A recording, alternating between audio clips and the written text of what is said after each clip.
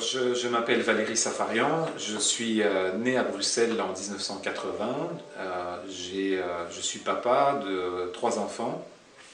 Je suis marié donc depuis un certain nombre d'années. J'ai un parcours d'études dans les assurances. J'ai fait un bachelier en assurance et puis j'ai fait un master en sciences commerciales et un postmaster en gestion, Haute École Francisco Ferrer, ICHEC.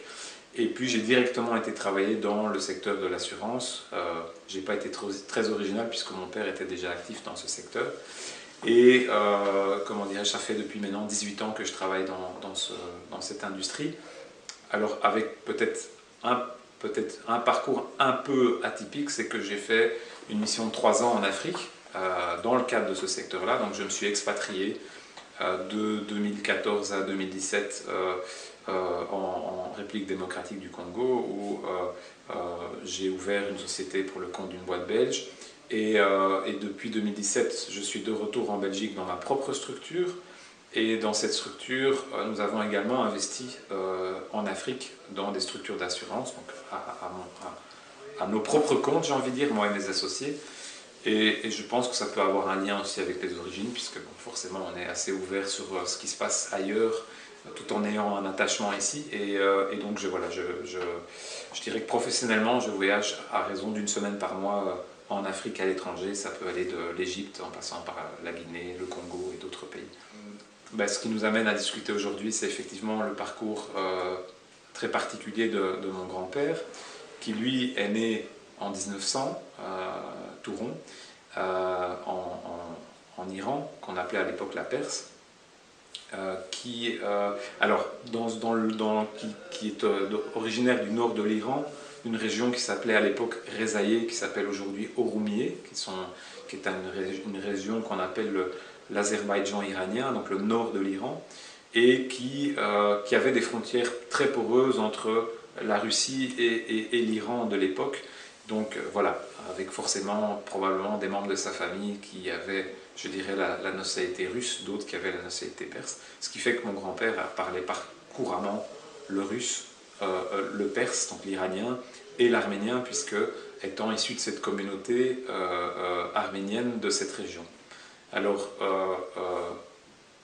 vraisemblablement, mon grand-père a fait une carrière militaire, puisqu'il a été d'abord attaché, il a été militaire, il a été jusqu'au grade de lieutenant-colonel dans l'armée perse. Et puis, de là, il a eu la possibilité d'être attaché militaire dans des chancelleries, dans des ambassades. Si je ne me trompe pas, il a eu une mission à l'ambassade d'Angleterre, l'ambassade d'Iran de Perse en Angleterre, à Londres, pour finalement revenir sur Bruxelles, où il a eu l'opportunité d'avoir une formation de pilotage à l'Institut Zénobe-Gramme, puisqu'à l'époque, à Liège, avait des rapports bilatéraux extrêmement développés avec Téhéran, et il y avait un échange d'étudiants iraniens qui étudiaient, je dirais, à Liège, à cet institut.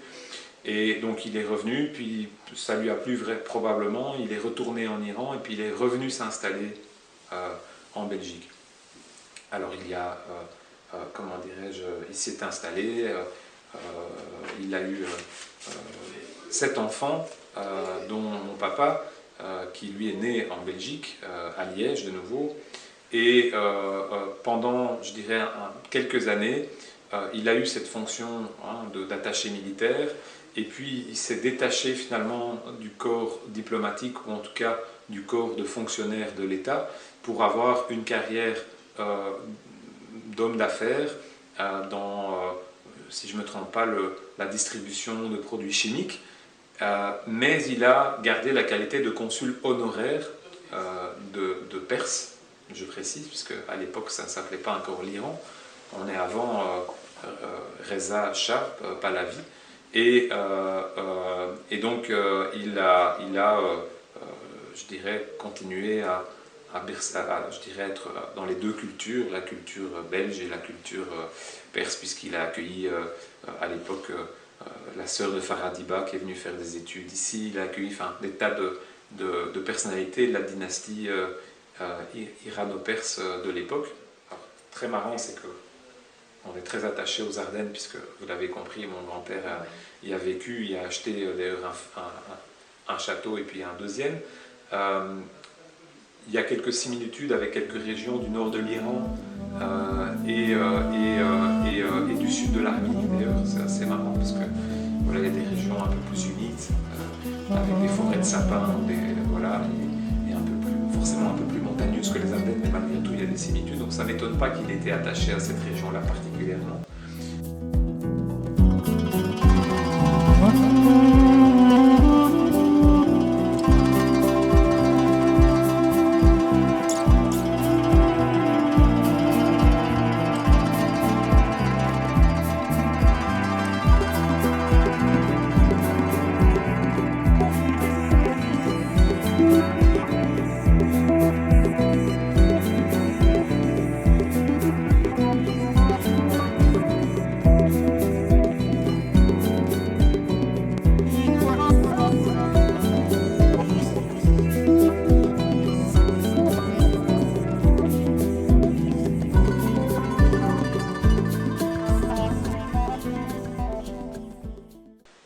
Et donc, ça m'amène à parler effectivement de ce passage très intéressant dans sa vie qui a été le passage que mon papa a découvert tardivement, puisque mon père est né en 1946, son père est mort quand il avait 12 ans, donc il n'y a pas eu vraiment l'occasion de lui transmettre, je dirais, comme on pourrait le faire à quelqu'un qui est peut-être un peu plus adulte, son parcours de vie.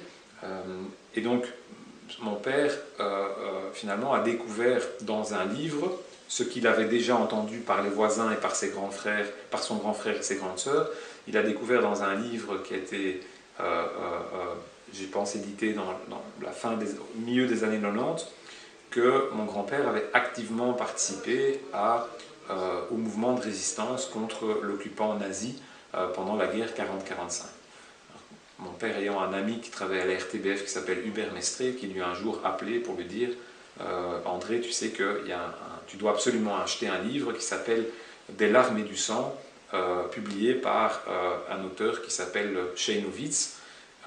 Et donc, sans lui dire pourquoi, mon père va acheter ce livre. Il voit que c'est un livre sur la guerre 40-45, qui ne comprend pas tellement le lien, parce que bon, finalement, heureusement, nous, en tant que Belges d'origine arménienne ou d'origine iranienne, finalement, je dirais, il n'y a pas de lien direct avec ce qui s'est passé pendant la guerre, 40-45. Mais donc, en ouvrant le livre et en lisant, je dirais, plus ou moins au milieu du livre, il se rend compte que l'auteur a retracé tout le réseau de résistance qui lui a permis, lui, en tant que jeune Belge d'origine juive, d'échapper finalement aux rafles qui étaient, je dirais, en train d'être perpétuées par les Allemands. Et il a fait un travail d'historien. Je citais tout à l'heure qu'il était devenu prof du NIF. En fait, cet auteur est devenu prof du NIF au Brésil, mais a fait un retour en Belgique pendant un petit temps pour retracer et réétudier les archives nationales, les archives de guerre, pour refaire tout le passage de ce réseau de résistance liégeois, et dans lequel il cite mon grand-père en expliquant que ce dernier utilisait son véhicule consulaire, qui était donc un véhicule avec des plaques diplomatiques, avec lequel il transportait des armes pour la résistance, et où il cite également que dans le château qu'il occupait, qui était le château Mouton à Ewaï, qui existe toujours, qui est plus une fermette avec une tourelle qu'un château au sens où on pourrait le considérer, que en fait dans ce château il y avait un sous-sol qui était en fait utilisé pour cacher des pilotes américains ou des pilotes anglais, et donc qu'il a eu connaissance que le même réseau qui a permis à ce jeune enfant d'être évacué a permis aussi d'évacuer des pilotes vers Londres et finalement de les protéger le temps qu'il fallait, etc. Puisque par définition, la demeure du consul honoraire était elle aussi protégée avec un certain statut, et donc les nazis ne pouvaient pas comme ça débarquer du jour au lendemain, sachant que en plus la Perse avait je dirais une position un peu douteuse à l'époque de la guerre 40-45, puisqu'elle était neutre, voire plutôt alliée des Allemands pendant la guerre. Donc il y avait peu de chances que les Allemands aillent, chatouiller, j'ai envie de dire, le corps consulaire ou les diplomates du pays en question. Et donc, ce que l'auteur explique dans le livre, c'est que forcément, de par l'histoire que peuvent avoir les Arméniens, mais en fait, malheureusement, beaucoup de peuples dans cette région, et la minorité chrétienne de cette région, arméniens, syriaques et toutes ces minorités qui ont soit vécu le génocide arménien, soit été massacrés par les bolcheviks, soit été finalement enrôlés de force dans des conflits qui les concernaient pas toujours, eh bien c'est peut-être de par cette histoire familiale qu'il s'est évidemment solidarisé de ce qui se passait dans les populations juives et autres qui ont été massacrées, persécutées et envoyées dans des camps de concentration par les nazis. Donc voilà une solidarité finalement transgénérationnelle qui a probablement été motivée par les souffrances qu'avait vécues sa propre famille. Puisque j'ai encore en tête des histoires que mon père nous raconte, que mon grand-père lui arrivait je dirais, d'avoir des moments de nostalgie un peu intense après avoir bu un verre ou deux, comme peuvent le faire certains orientaux, que ce soit du harak ou d'autres alcools un peu forts, et de commencer à pleurer de toutes ses larmes et à se rappelant en fait des massacres qu'avait vécu sa famille. Je répète ici en l'occurrence des bolcheviks, qui à un moment donné ont été extrêmement radicaux dans leur volonté d'instaurer le régime soviétique, et donc voilà. Et donc, je dirais, en 40, il a pris son courage à deux mains et il a pris des risques pour lui et pour sa famille, puisqu'évidemment, si ça avait été découvert, il est plus que probable qu'il aurait eu d'énormes problèmes avec l'occupant. Et donc, tout ce réseau est décrit dans le livre et on explique ce qu'il a fait. Alors, quand mon père est un peu plus âgé, effectivement, il en discute, mais voilà, c'est pas raconté dans les détails. Le livre le précise, je dirais, précise exactement ce qui s'est passé. Voilà, ça c'est un peu l'histoire. Alors si je dois peut-être, je dirais, raconter encore quelque chose qui m'a forcément marqué, c'est que voilà, quand on a dans ses ancêtres quelqu'un qui a eu ce courage-là, on essaye, alors les circonstances ne s'y prêtent pas toujours, mais voilà, d'avoir un peu de hauteur aussi par rapport à des tas de débats et de se rendre compte qu'il y a parfois des choses importantes et des combats qu'il faut pouvoir mener, que ce soit pour la démocratie ou pour d'autres choses. En l'occurrence, moi, ce que j'ai essayé de faire j'ai envie de dire, pour les Arméniens, c'est de créer la Chambre de commerce Belgique-Arménie, dont je suis président. J'ai oublié de le dire en introduction. C'est une initiative qu'on a prise avec quelques amis il y a maintenant à peu près une quinzaine d'années, en me disant, bon voilà un petit pays, une petite république, dans un contexte géopolitique extrêmement compliqué, qui avait vécu au moment où je l'ai créé une guerre très douloureuse avec son voisin l'Azerbaïdjan, je dirais à son indépendance, et avec un tremblement de terre aussi terrible dont beaucoup ont entendu parler, et donc de me dire comment faire pour malgré tout créer une dynamique entre la Belgique et l'Arménie. Et donc c'est dans ce cadre-là qu'on a initié des tas de missions, des tas de voyages, que ce soit avec des hommes politiques ou avec finalement des chefs d'entreprise et d'autres participants. Et force est de constater que voilà, ça a eu un certain nombre de résultats, et aujourd'hui le combat continue, j'ai envie de dire, puisque mettre l'Arménie dans le mapping je dirais, des hommes d'affaires belges ou des chefs d'entreprise, c'est pas spécialement évident, parce que c'est pas une destination de prédilection. Je pense qu'il y a des terrains parfois plus fertiles pour les exports ou les investissements belges que le Caucase. mais c'est peut-être encore plus important aujourd'hui qu'hier, puisque l'histoire se répète, et en l'occurrence, il y a exactement un an, en 2021, il y a de nouveau eu un conflit extrêmement dur une guerre, une guerre de courte durée, mais une guerre je dirais très douloureuse entre de nouveau l'Arménie et l'Azerbaïdjan, où voilà, on a à peu près 4500 jeunes arméniens et probablement autant, si pas plus, azéris qui sont décédés dans ce conflit. Et donc je pense que nous, Belges d'origine arménienne, mais ça peut s'appliquer à d'autres communautés et d'autres conflits, on est là aussi à un moment donné pour, communiquer sur ce conflit, parce que voilà, on parle, je le disais tout à l'heure, beaucoup de l'Ukraine en ce moment, et c'est important parce que c'est horrible ce qui est en train d'arriver en Ukraine, mais il y a évidemment beaucoup d'autres conflits dont on ne parle pas assez aussi, et qui nous concernent tout autant pour autant. Voilà. 2, parce que je pense que en tant que Belge d'origine, quelle qu'elle soit, on a peut-être une perspective un peu différente.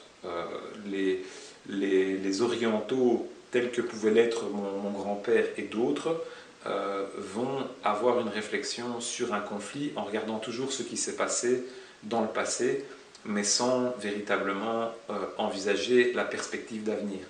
Et ceci ne les disqualifie absolument pas sur le fait qu'ils ont le droit d'avoir leur opinion et que leur opinion est extrêmement importante. Mais il n'empêche qu'en Europe, on a quand même réussi à un moment donné à faire la paix avec l'Allemagne, par exemple.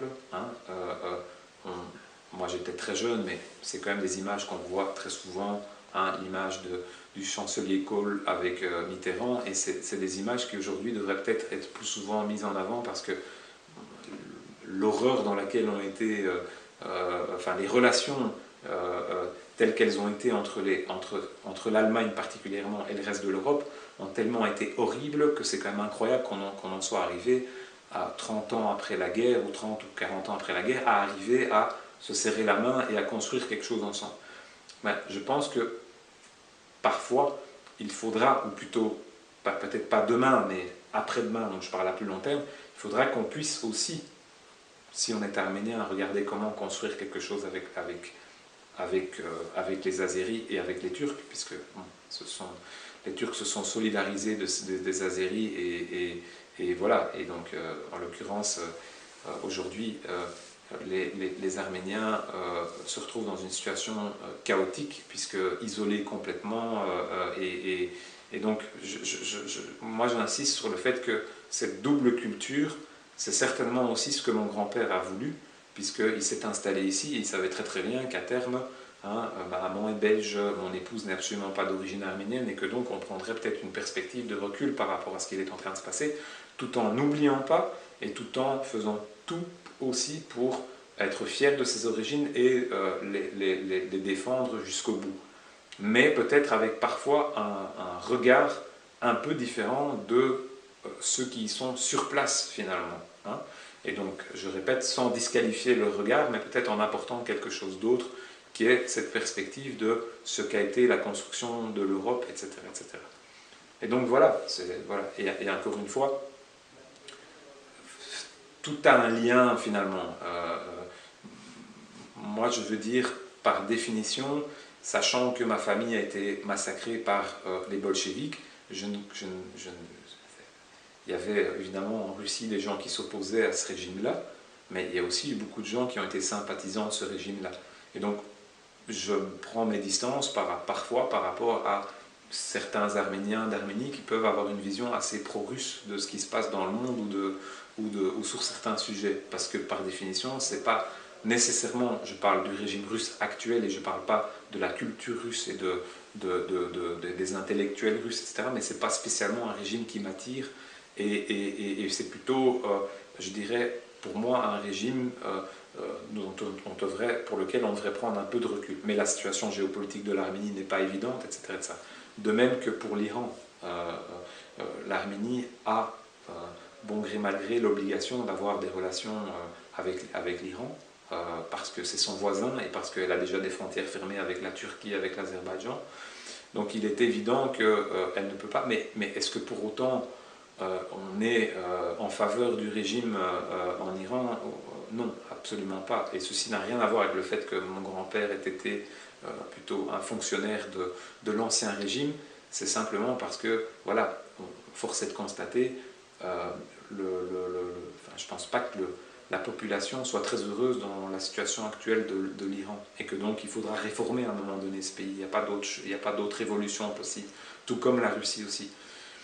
Donc voilà, je crois que ce que m'apporte l'histoire de ce grand-père, c'est beaucoup de recul par rapport à des événements qui se passent, et beaucoup de fierté par rapport à nos origines et par rapport à des combats qu'il a choisis, auxquels je m'identifie. Non, donc j'ai pas connu mon grand-père puisqu'il est mort en 1958, si je ne me trompe pas.